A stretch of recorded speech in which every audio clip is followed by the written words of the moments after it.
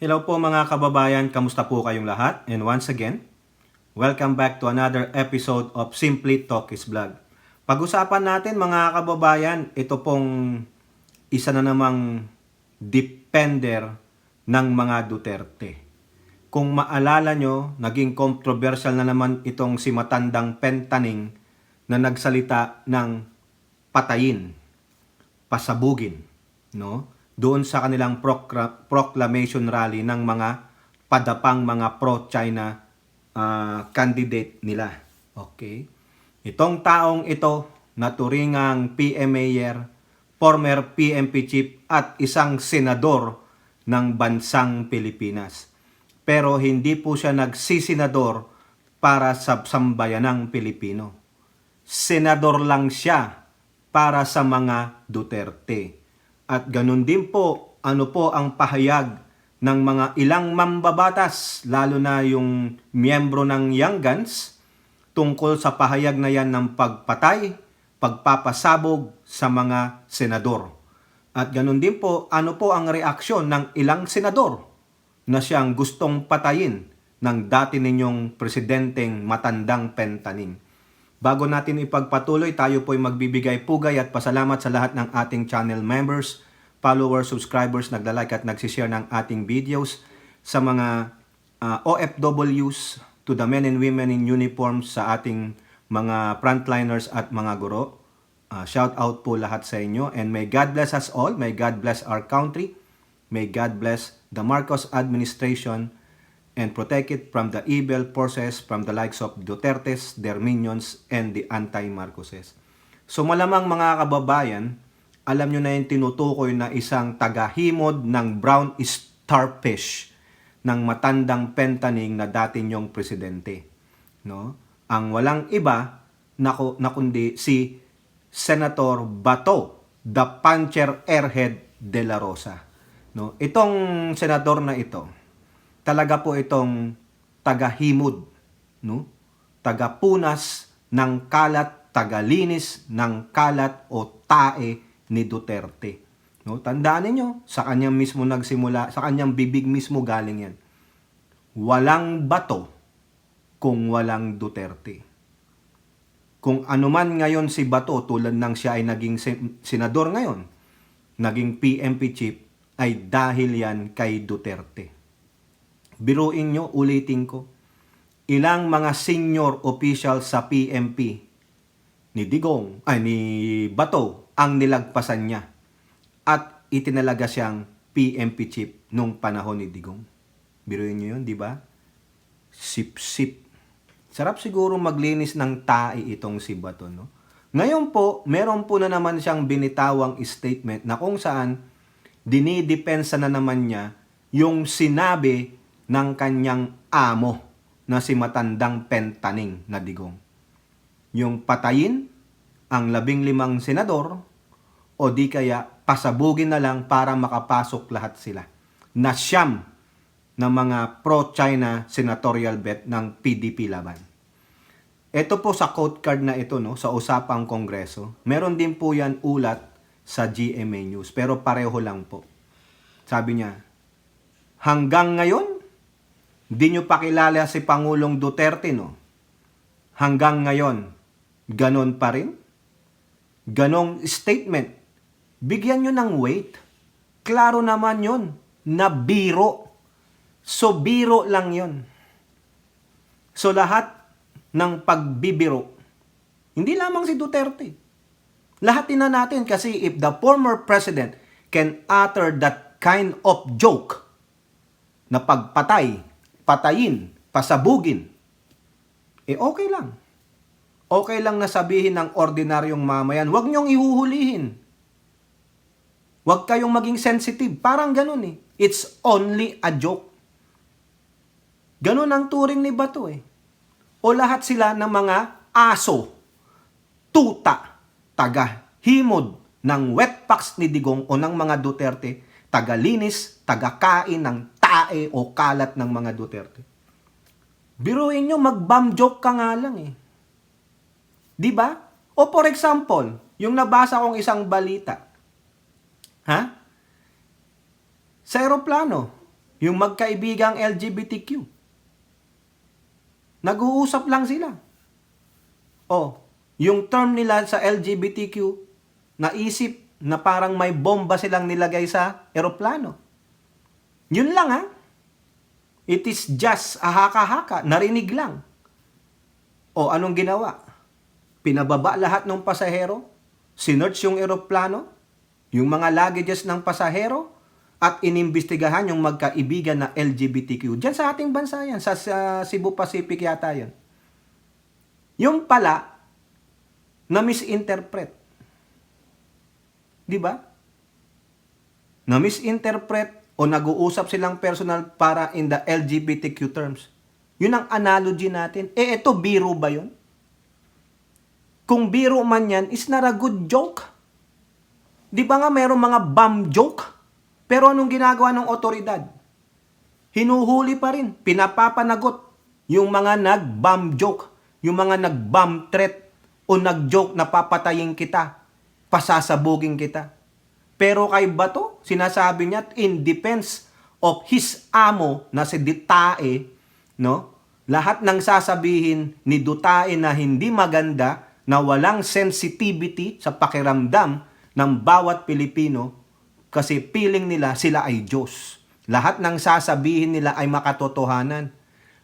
Lahat ng sasabihin na gano'n ni Digong, mga sexism, mga pagtitret, ay biro-biro lang. Sa kanila yun. Kasi wala silang pakiramdam wala silang empathy. Di ba? Mga mag-anak na Duterte, walang empathy at apathy. Biruin mo, biro lang daw yun. Tinatanong pa tayo, hindi nyo pa kilala gaano si Duterte? Hanggang ngayon? Kilala na po namin si Duterte. Mamamatay tao si Duterte. Manyakis si Duterte. Tuta ng China si Duterte. Ano pa ba to? Palibhasa, malaki ang pagkakautang na loob mo kay Duterte kaya himod wet packs ka. Biro lang. Kung ordinaryong mamamayan yan, yung mga hindi katulad nyo na mga senador na may mga power sa politika, may mga estado, no, matataas ang estado, mga alta sa lipunan, may mga kapangyarihan, ano gagawin nyo dyan? Ipapahuli ka agad, ibibilanggo, baka sa bilangguan, matira pa ni Peryong at Dagul, mabugbog pa. Pero pag si Digong ang nagsalita, pag ang Duterte ang nagsalita, pag si Sara Duterte ang nagsalita, si Pulong o si Baste o sino mang Duterte, kaalyado ng Duterte, biro lang yun. Paano kung may nangyaring ganyan? Isang panatiko o ginaya yung sinabi ni Digong, tinotoo yung sinabi ni Digong, anong sasabihin mo ba to kay Duterte? Baka sisihin mo pa yung gumawa nung sinabi ni Duterte. Baka ang babatuhan nyo ng mga sisi yung pumatay o yung gumawa na nagpasabog. Kasi ginawa niya yung action na nanggaling mismo kay Duterte even though it's a joke. Pwede bang sabihin yun dun sa suspect na, huy, biro lang yun, bakit may tinotoo? Nanggaling sa'yo iniidolo ka Di ba? Bato, tama mo bang sabihin yun na kami pa ang sisihin mo? Sinisisi pa tayo ni Bato, mga kababayan, na hanggang ngayon hindi daw natin kilala si Duterte.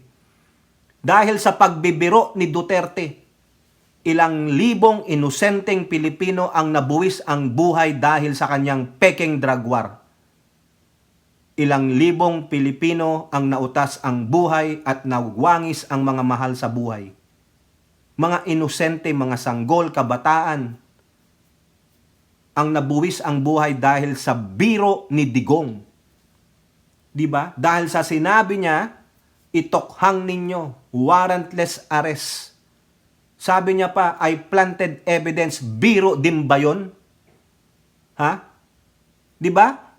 Ikaw na matagal mo nang kilala si Digong, lahat ng sinasabi niyang mga ganon na alam mo namang mali, na hindi dapat sabihin in public, biro lahat yun ba to? Tinatawanan ninyo, pinapalakpakan nyo, gino-glorify nyo si Digong dahil doon. Kaya kayo ang nag-enable kay Digong. dahil gino-glorify nyo lahat ng mga sinasabi nyong biro lang sa mga salitang hindi dapat marinig ng publiko at ng mga kabataan. Biro lang yun. Ikaw ba to? Siguro alam na alam mong ugali ni Digong.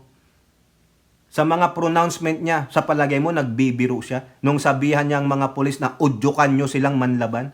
Nung sinabi niyang I planted evidences. Nung sinabi niyang wala akong pakialam sa human rights. Is that also a joke?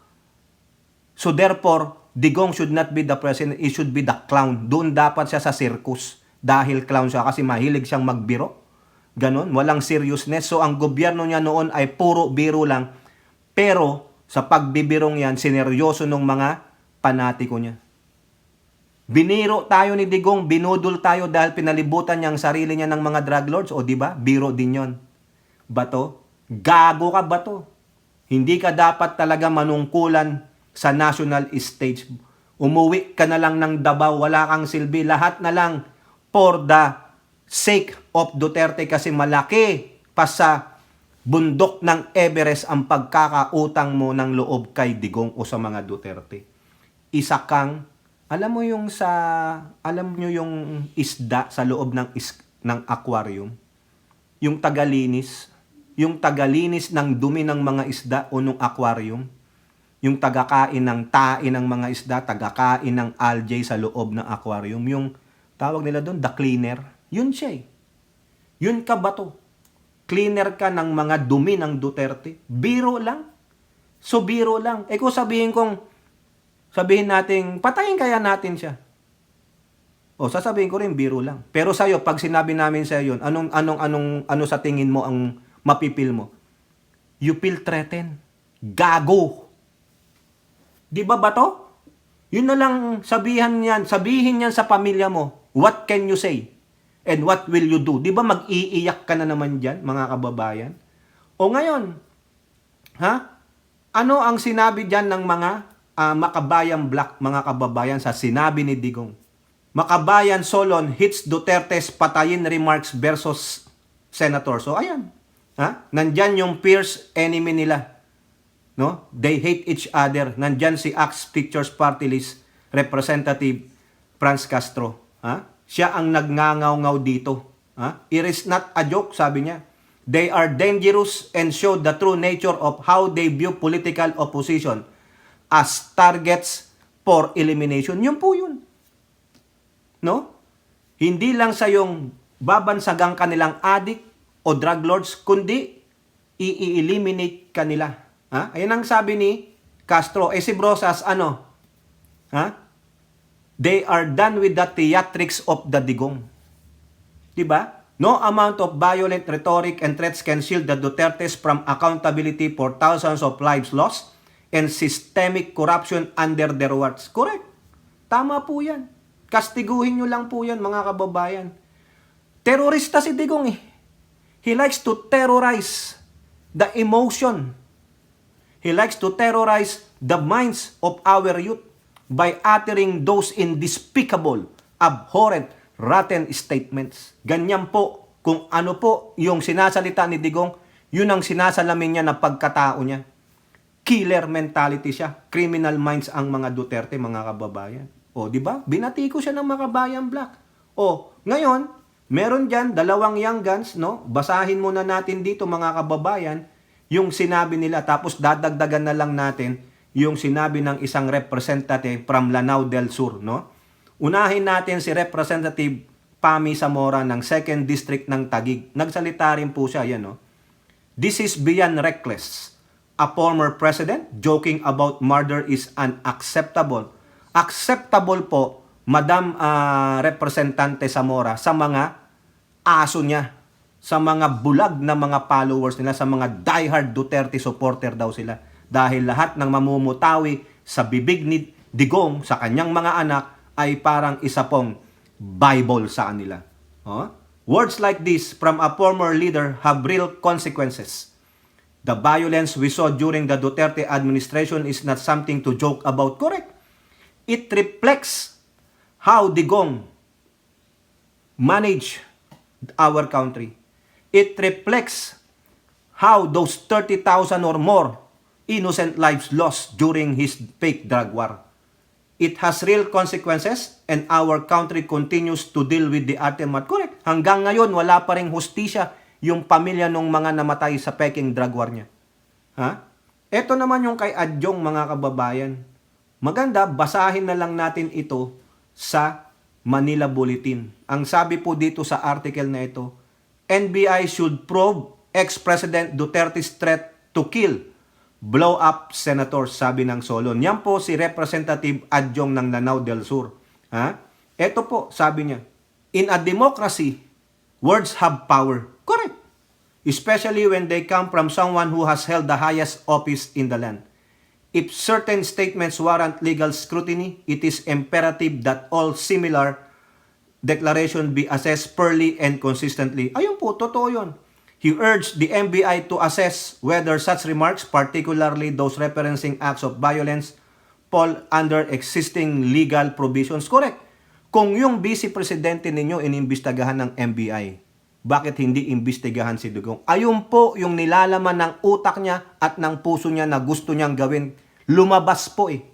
Lumabas talaga. Yun ang gustong gawin. Seryoso si Digong doon. Hindi po yun joke. Hindi tulad nung sinasabi niyang mga kakampi nila na hyperbolic statement or joke yun. There's no more such thing as that.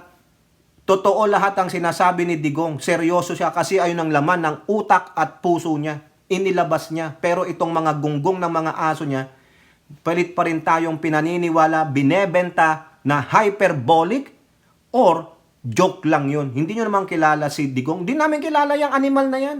Ang pagkakaalam namin dyan sa akin lang, kriminal siya. Mambubudol siya. Sinungaling. Mga mandarambong. O ito pa sabi ni Adjong, in moments like this, our institution must stand firm in upholding the rule of law. We must ensure that no individual, regardless of position or influence, can erode the principles of democracy and accountability. Ito pa, idagdag pa natin ito. The ex-president remarks were met with loud cheers from his supporters who responded with chants of kill, kill, kill. O kita ninyo? Ginlorify pa. So therefore, seryoso talaga. Bato, ikaw, anong sinabi mo?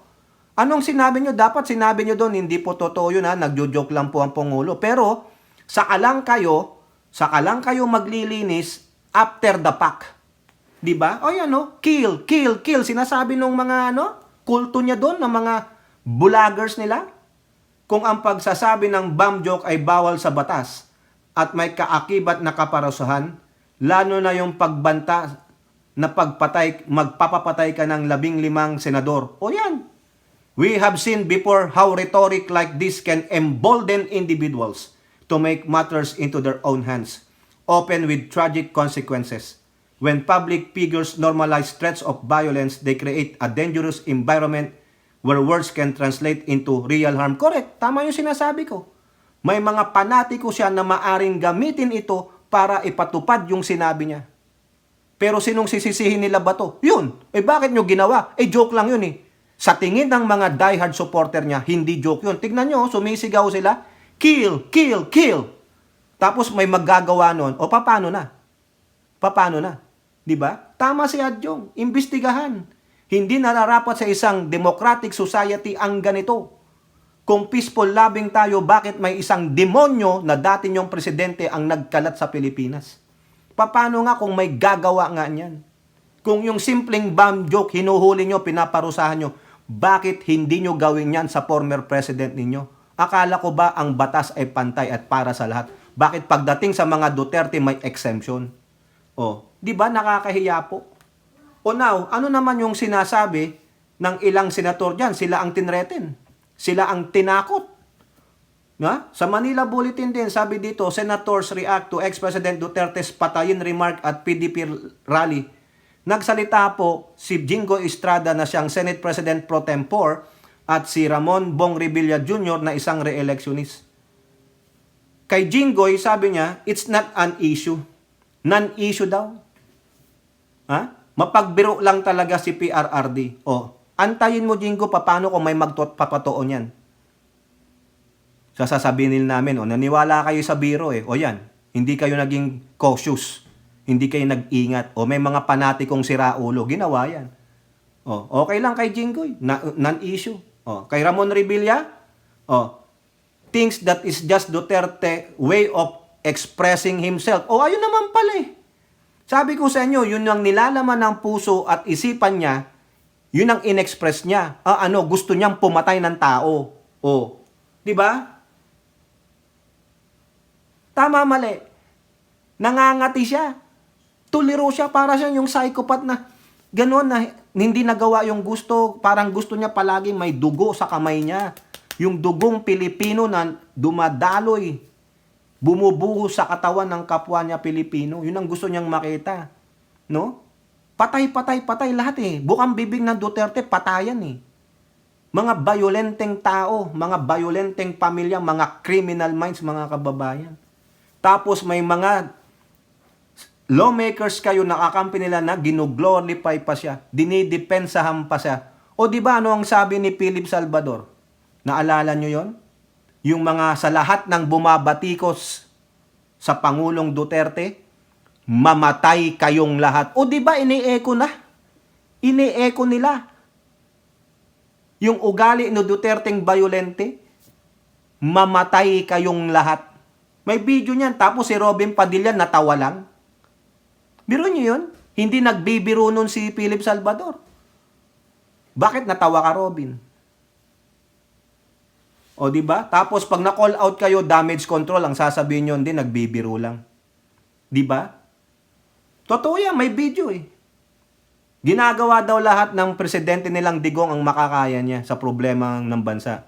At sa mga bumabatikos dyan, mamatay kayong lahat. Di mamatay tayong lahat. Sinong matitira? Sila. Para gawin silang probinsya ng China. Yan. Ganyan. Kabayolente ang mga Manchurian candidate ng China. Biro lang? Naniniwala ka kay Bato? Biro lang? Mismong si Philip Salvador, sabi niya, mamatay kayong lahat na bumabatikos. Tapos yung amo nila, yung aantayin sila sa impyerno, sinabi niyang patayin natin ang 15 at pasabugin natin. Biro lang. Sa mga senador, okay lang. Paano kung may mga panatiko nga, tulad ng sabi ni Adjong, na gawin yung sinabi ni Duterte? Di too late. Kasi bakit? Body-body kayo nila Duterte, ganun ba? Kilalang-kilala nyo na si Duterte? Really? Kilalang-kilala nyo si Duterte? Ikaw ba to? Kilalang-kilala mo na si Duterte talaga? O kilala mo pala eh? Bakit hindi mo pagsabihan, sir, wag na tayo magsalita ng ganyan, maging sensitive ka naman. Wag nating udyukan yung mga panatiko na gawin ang binibitawan mong salita kasi dinudiyos nila ang bawat salitang mamumutawi sa bibig mo. Walang makapag-advise kay Digong eh. Takot sila eh. Di ba? Wala kayong mga yagballs na i-call out si Digong, mga nanyo. Di ba? Mga kinam ninyo, mga namo. Ikaw ba to? Namo. Okay, kayo po, ano pong masasabi ninyo? Comment down below. And don't forget to like and share. Hope to see you in the next videos. Bye-bye. God bless.